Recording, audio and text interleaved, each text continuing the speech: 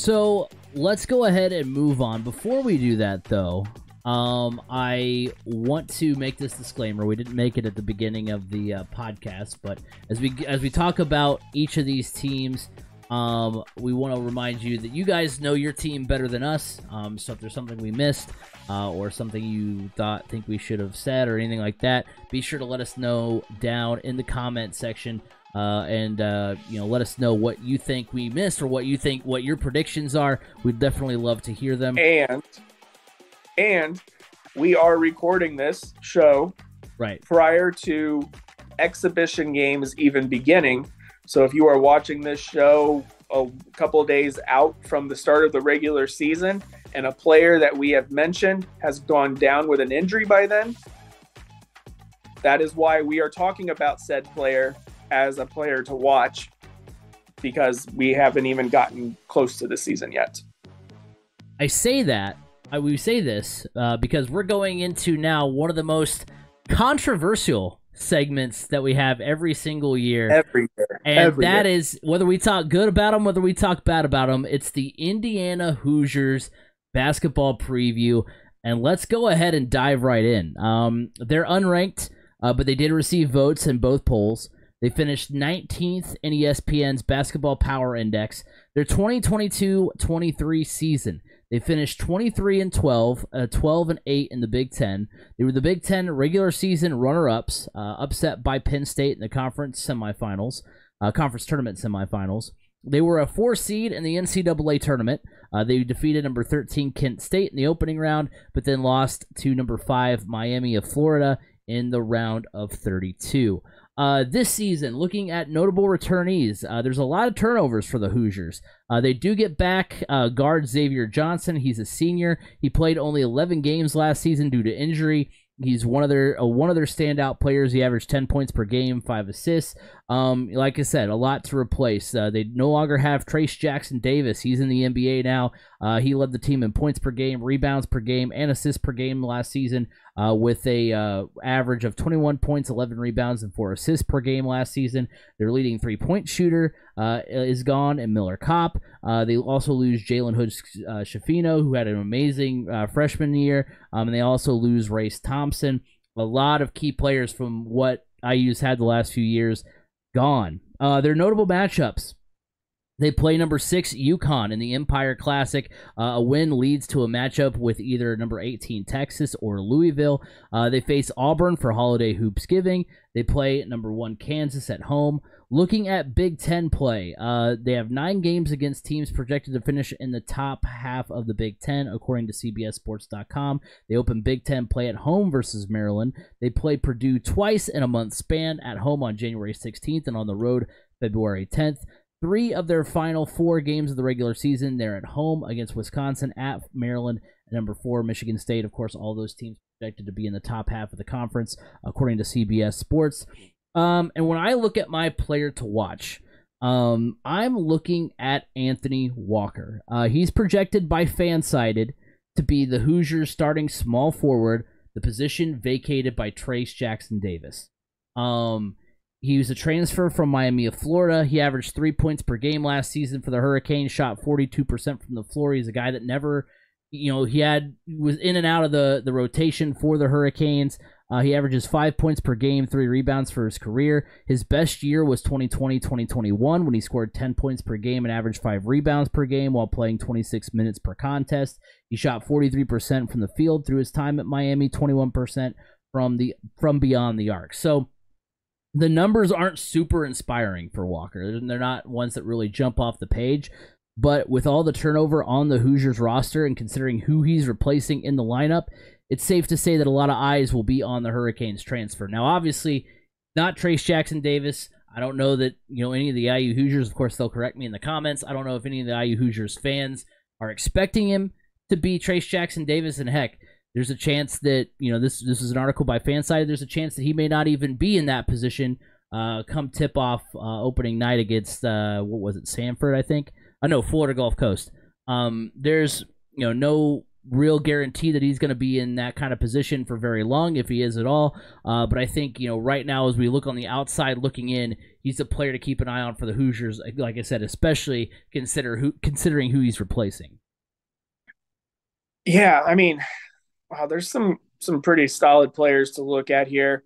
I mean, I from a leadership perspective, yeah, Xavier Johnson. He's either going to be a 6th or 7th year senior because he got a medical hardship last year.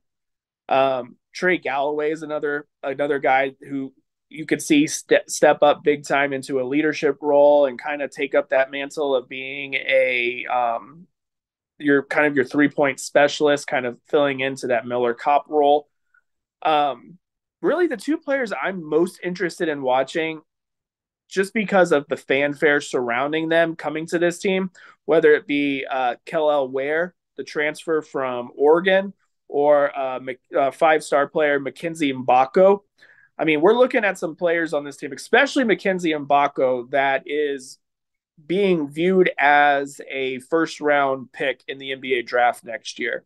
So I'm really interested to see how some of these bigger names can come in together and really kind of form a solid team led by Xavier Johnson and Trey Galloway.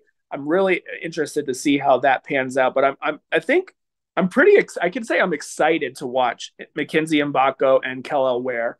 Both of those players have the fanfare around them, and I think are going to be huge keys to this Hoosier team making a run at the Big Ten. I think they do have the pieces in place to contend in the Big Ten for the Big Ten championship.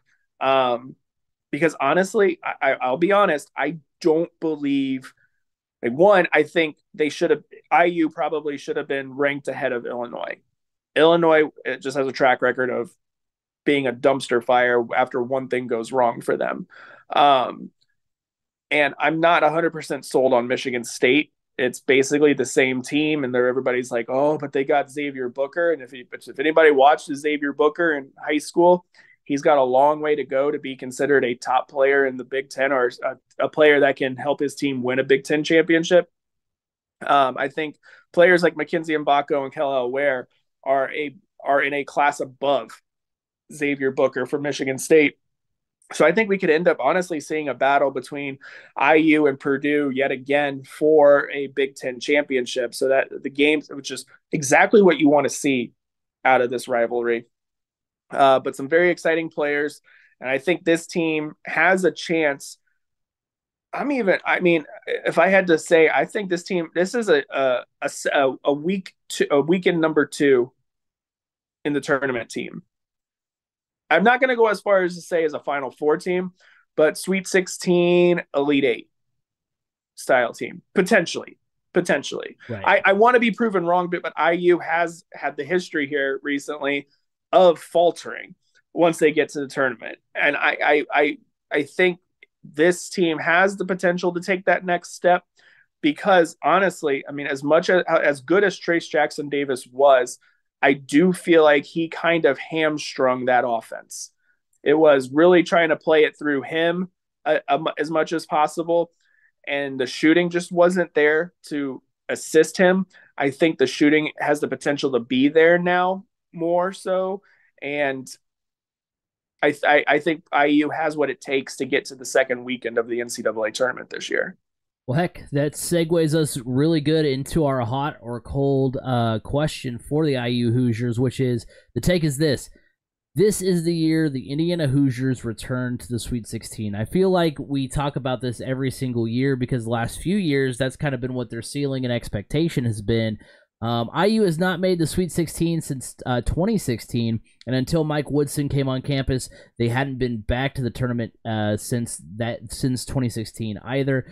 They were a number 12 seed in 2022. They got bounced by St. Mary's after making it out of the first 4. Cue comments in our comment section about how they had to travel to Portland. Then they were number 4 seed last season, fell short in the second round versus Miami. So right now, IU is projected to be a 10 seed, according to Joe Lunardi and ESPN Bracketology. They're projected by CBSSports.com to finish 6th in the Big Ten. If the Hoosiers end up a 10 seed, it will be the third time ever they've been a 10 seed or worse in the NCAA tournament. And in those instances, they haven't made it out of the second round. And I mean, you were talking about them, as a high potential of having a deep run, like that's the height of their potential. I just, with all the turnover, with all the uncertainty, I don't see this being a lengthy stay in the tournament for the Hoosiers. I just think, last year was their best chance in a while to get to the Sweet 16. And I definitely think, is it possible? They're a 10 seed, anything can happen, or they could be a 10 seed and anything can happen come the tournament. But just based on what we know now, with all the turnover, things got to mesh together. Maybe in a year or two, when some of the, turnover, when they've built a little bit more stability with who they've brought in, then maybe. But I just don't see it this year for the IU Hoosiers. I don't want to contradict what I just said, but I think this team is capable of making it to the second weekend. But I'm honestly, I am going to go with it as a cold take of saying they will. Right. I was going to say, because it's different from saying, hey, I think they can versus I think that they will get there. Yeah. So I think they can, if X, Y, and Z happens. Because, yes, you're right. There is a lot of turnover, and there is still question marks around their perimeter shooting. Just to be honest, that's an area that they have struggled in for a while. And I think most IU fans would agree with that's been their Achilles. Well, first off, thinking back to last year was just such a screwy year in that NCAA tournament, but I just find it interesting that both IU's men's and women's team both lost to Miami to get to the Sweet 16. Kind of crazy, but off topic. But yeah, I'm going cold take because I can't say for certain that they will make the Sweet 16, but they have the potential if these certain things can fall into place. If the team can come together, I think that can happen quicker than you believe. But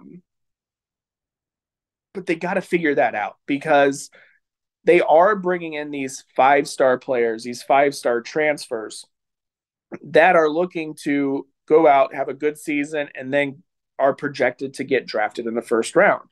So when you start having those types of teams, you have to build that cohesion a lot quicker than, say, a team like Purdue. I say Purdue has a chance to go much farther than IU because that team has the chemistry built already.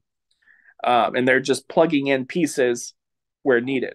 Whereas IU does have a lot of turnover. Now, it does help when you have some upperclassmen in good leadership roles like Xavier Johnson and Trey Galloway. Those two guys are going to be key components to this team coming together.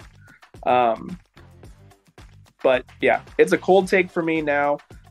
Honestly, I really do hope they can make it, because that will allow them to take that next step, and we will be able to see the Purdue-IU rivalry, I think, become solidified as one of the best rivalries in college basketball again. Well, that's been one of the most fun things about these last couple of years, that rivalry has been back on. Oh yeah, it has been competitive, and then finally, IU is on a 2-game streak now. Right. They snapped that, what was a 13-game losing streak. That's what Purdue, I mean. For the longest time, it was just Purdue or whatever, but now it's back to being back and forth and being a premier rivalry. Where you see that game on the calendar and you go, I don't know how that one's going to come out. Right.